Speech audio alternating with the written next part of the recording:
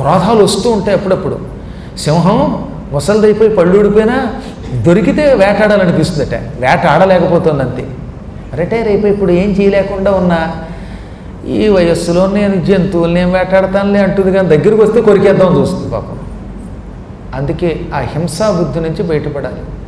దానికి ఇలా పురాణ శ్రవణం చేయటమే దిక్కు, ఇంకేం లేదు. పురాణ శ్రవణము చేయగా చేయగా మన బుద్ధి అప్పుడప్పుడు పెడతావో పడుతున్నా మళ్ళీ పురాణం వెనక్కి లాగుతుందిట. అందుకే బతికున్నంతకాలం ఓపిక లేకపోయినా పురాణం వినమన్నారంతే. కాశీలో ఒక ముసలావిడ ఉండేదండి, ఈ మధ్యనే పోయింది ఆవిడ.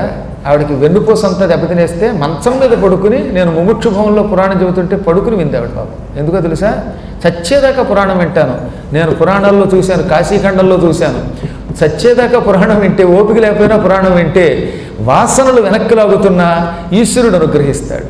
మనం పాత వాసనలు కొన్ని ఉంటాయి కదా, పాతకాలంలో చేసిన పాపాలు, యవ్వనంలో చేసిన పాపాలు, అధికారం ఉన్నప్పుడో ధనం ఉన్నప్పుడో చేసిన పాపాలు అప్పుడప్పుడు కొంచెం గిల్లుతూ ఉంటాయట వయస్సు ఉడిగినా కూడా. అప్పుడు పురాణం వింటే ఆ పాపాలు పోతాయి, ఆ వాసన వెళ్ళి మనల్నేమీ చెయ్యదు. అందుకే ఈ ప్రపంచంలో అన్నిటికంటే ఉత్తమ మార్గం పురాణ శ్రవణం. సుస్పష్టంగా చెప్పాడు, కృతాదౌ బహవో ధర్మాః కలౌ ధర్మస్తు కేవలం పురాణశ్రవణాదన్యో విద్యతే నాపరో నృణాం.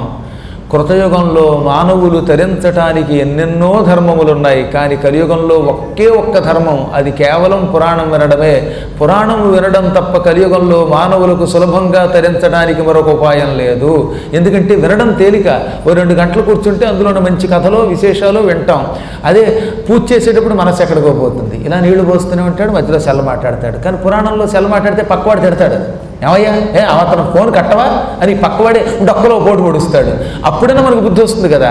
అందువల్ల ఏంటంటే పురాణ శ్రవణం సామూహికంగా చేసేటప్పుడు అనేక లాభాలు ఉన్నాయి. ఇవి తొందరగా ఈ యుగంలో, కలియుగంలో మానవులని తరింపజేస్తాయి.